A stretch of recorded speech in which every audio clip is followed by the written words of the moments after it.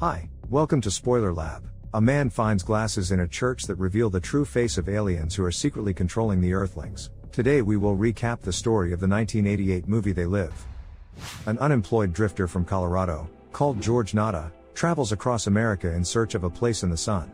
This is how he ends up in Los Angeles with its tall skyscrapers and great opportunities. The man comes to a job center to find an official job. A lot of people, who are also looking for work, have gathered there. George has an interview and tells a job center worker about his difficult fate. In his hometown, many businesses all closed at once, and people were left without work.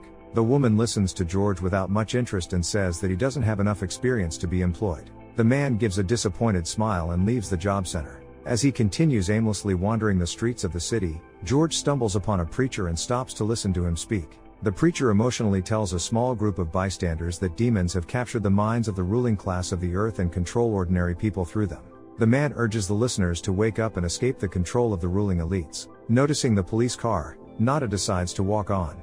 Along the way, he sees a strange man who, as if hypnotized, is watching a meaningless advertisement on the TV behind the store glass. But Nada doesn't pay too much attention to him and wanders on. Eventually, George finds a temporary center for the homeless and plans to spend the night there. A woman in the house next door is mesmerized by a TV show about a narcissistic star who believes they will never grow old. George is tired, so he leans back in his chair and sighs heavily, immersed in his thoughts. The following day, George visits a construction site and tries to get a job there as a laborer. At first, the foreman refuses to take Nada, because they only allow workers who are a part of the trade union. However, George looks convincing, so the foreman negotiates the salary and hires him. Like everyone else, the man begins to work in the sweat of his brow. Although the issue of his employment has been resolved, he will only be able to get the money in a few days, so he has nowhere to spend the night once again. One of the workers, named Frank, notices the frustrated rookie and offers to show him a place with food and a warm shower. At first, Nada is distrustful of his new acquaintance, but soon decides to follow him. Along the way, the men manage to find something to talk about and bond over. Frank brings the drifter to a camp and introduces him to friendly locals who have come to Los Angeles in search of fortune from all over the world. It is customary here to help each other, even children feel comfortable in this camp.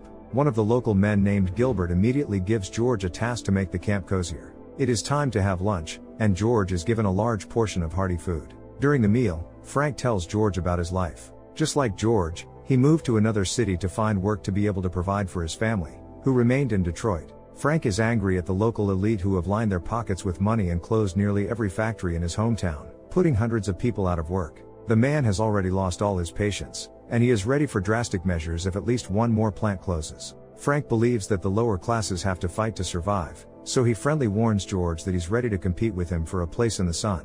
George is more optimistic. He is set on working hard and building his life from scratch. In the evening, Nada is walking around the camp and notices some locals enthusiastically watching a TV commercial about false nails. At some point, the signal is interrupted, and a broadcast with an anxious man appears on the screen.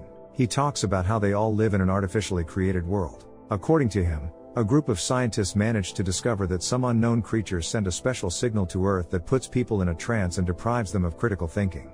There are more and more poor people, and racial injustice is on the rise. The aliens brainwashed people to be indifferent to everything except their own benefit. However, the residents dismiss the alarming message of the weirdo on the TV.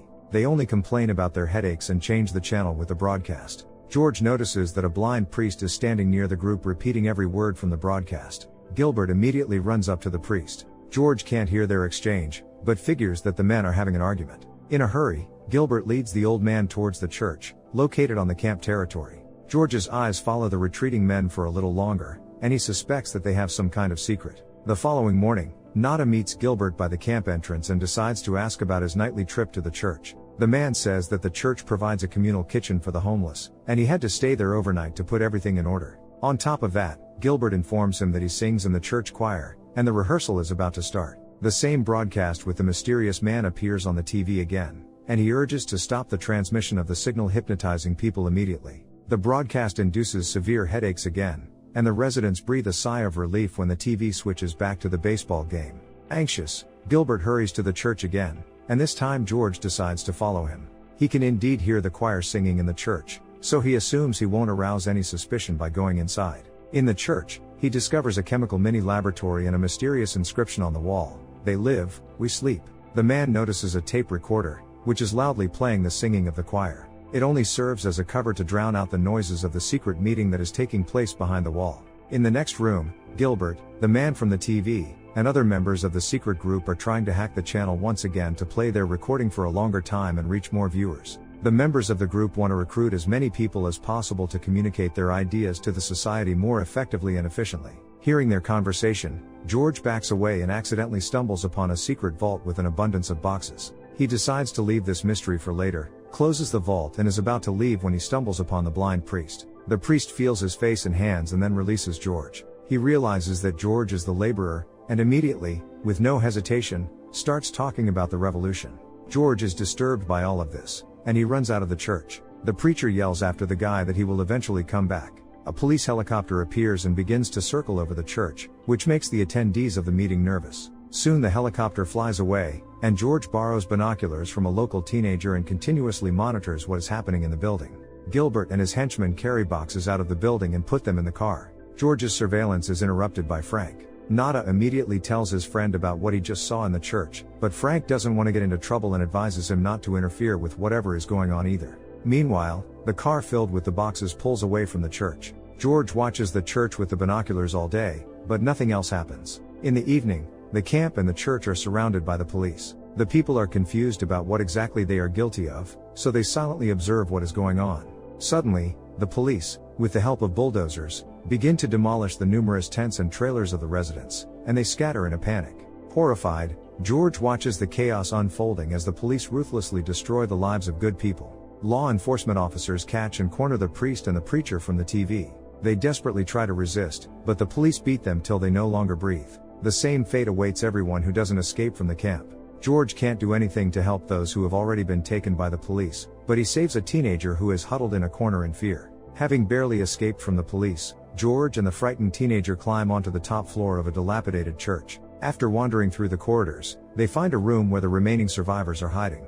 The people don't understand why they were raided and spend the whole night in a shelter. In the morning, they come out of their hiding spot to inspect what is left of the camp after the last night's nightmare. The camp looks like a hurricane went through it, but they find a TV in the middle of the camp, which surprisingly still works and is broadcasting funny ads. Meanwhile, George decides to investigate the secret vault in the church. The provocative inscription on the wall next to him was covered up during yesterday's raid. George finds one surviving box in the pantry, the same as those that Gilbert hurried away yesterday in the car. Immediately, a patrol car drives past the church, and George is forced to hide from law enforcement officers. After he found a safe space, the man opens the box and is disappointed to find dozens of sunglasses inside. He hides the box in a trash can and takes one pair of glasses with him. As he walks around the city, George decides to put on his glasses, and everything around him suddenly turns black and white. The whole, previously so familiar, world takes on a completely different look. Through the glasses, every billboard, sign or headline reads, "Obey,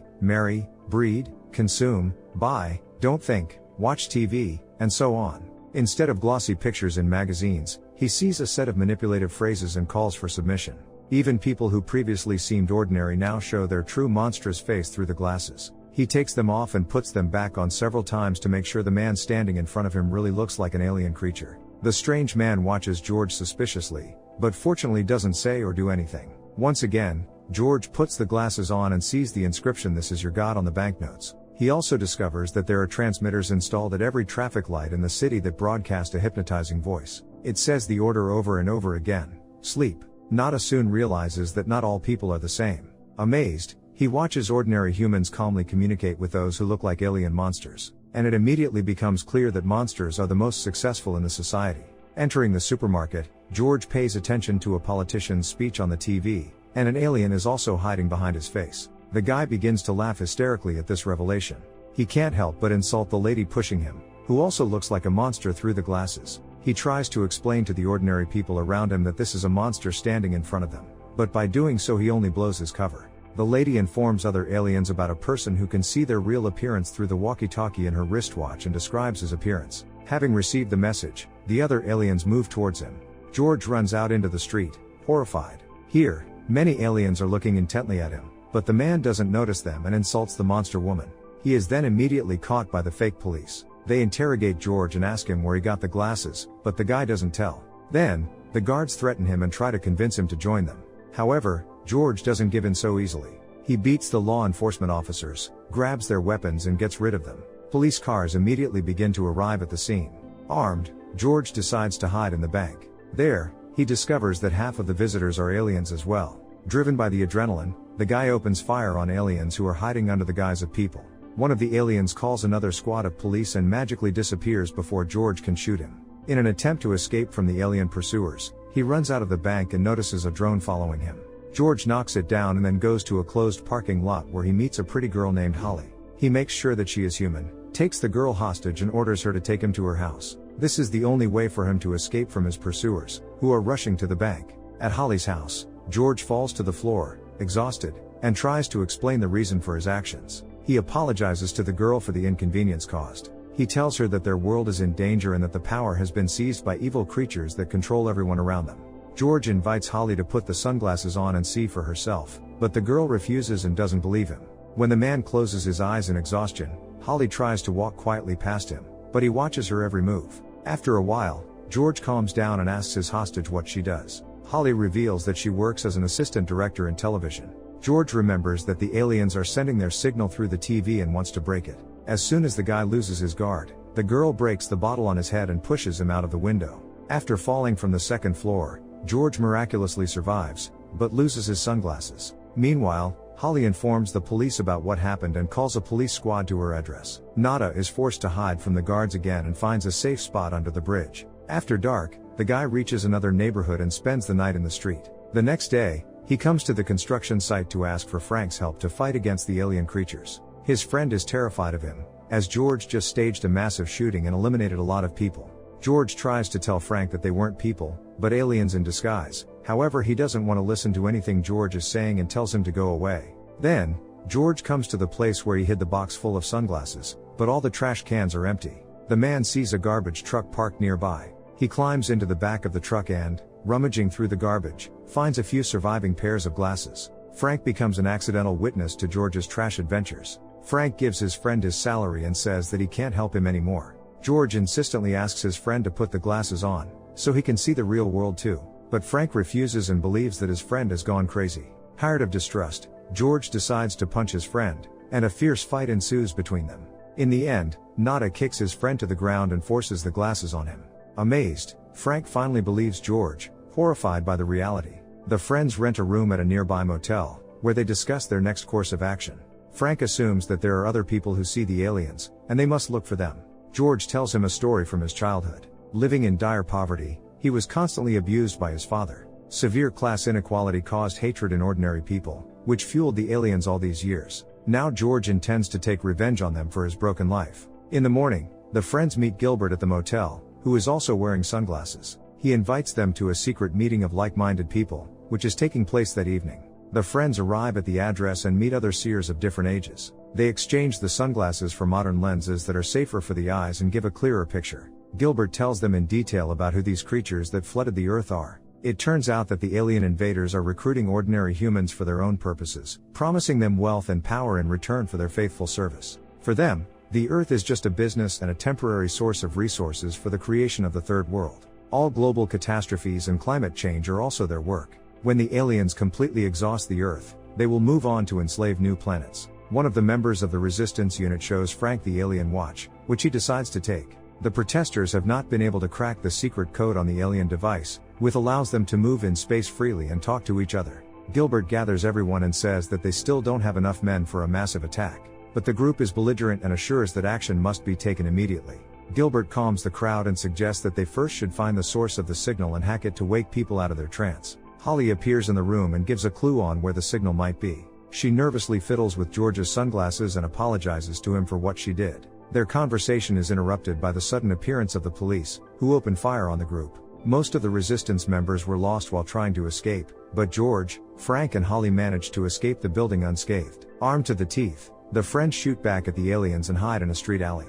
George wants to go to the very epicenter of the massacre to find Holly, but Frank stops him from executing his dangerous idea. He tries to figure out how the watch works, so they could intercept aliens' communication, but instead unexpectedly opens an otherworldly portal. The cops are getting closer and closer to the friends' hideout, so they have no choice but to jump into the portal. They end up in an underground alien base, where they find writings in an unknown language. The friends carefully move along a corridor and stumble upon an alien checkpoint. The creatures in the guise of military personnel are reported on the radio that the operation to eliminate the terrorist group has been successfully completed. Satisfied, the aliens leave to celebrate the victory, and Frank and George move towards the sounds coming from the end of the corridor. They end up at a gala banquet where a man in an expensive suit delivers a praising speech for the alien alliance. He gleefully informs the recruited guests that the aliens will soon completely take over the Earth, which will bring huge benefits to the elite of humankind.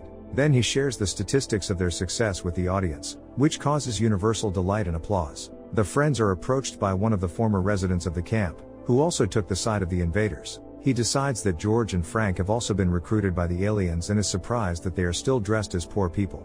The man decides to give the recruits a tour of the base and leads them to an alien airport. There, the aliens in human form go on trips to other planets in the universe. Then they reach the backstage of the television studio, where the control center of the entire operation is located. Through the satellite, the signal is transmitted around the world, enslaving the consciousness of ordinary humans. Through flattery, George tricks their tour guide into taking them inside the television studio itself. The man agrees, but the guards refuse to let them through without a special pass. Then the guys decide to use force and shoot the aliens. Their old acquaintance tries to stop them and convince them to submit to the new authority. The aliens have enslaved the entire planet and control every action of the humans. He invites them to join the victors and enjoy the benefits that the aliens give them for their faithful service. Despite his arguments, the guys don't intend on becoming traitors. One of the soldiers breaks into the room, and the traitor uses this moment to move in space. The friends take their weapons and break through the studio into the main office, where recruited humans are working. George interrogates the employees, trying to find Holly with their help, but no one knows where she is. However, he learns that the signal that hypnotizes people is located on the roof. The friends immediately go to the top of the building and meet Holly along the way, who managed to survive. Shooting at the aliens, the trio finally rises to the top floor. But Holly turns out to be a traitor and mercilessly shoots Frank in the head before entering the rooftop. George finds a satellite dish broadcasting the alien signal and aims to shoot at it. But the girl quietly approaches him from behind and tells him to surrender, pointing a weapon at him. He refuses and shoots Holly first. He then destroys the satellite dish. Helicopters immediately open fire on George, but, as he is leaving the world, he mockingly shows the aliens his middle finger. George manages to break the signal and humanity finally learns the shocking truth about the reality. Now all of them can see that alien creatures have been hiding among ordinary humans, broadcasting television shows, going to the same establishments as them, acting in films and even starting relationships. Thanks to a simple drifter from Colorado, the world was able to wake up from a long sleep. So what did you think of this movie? Leave it in the comments below, and if you liked the video, please like and subscribe for more movie recaps. See you next time.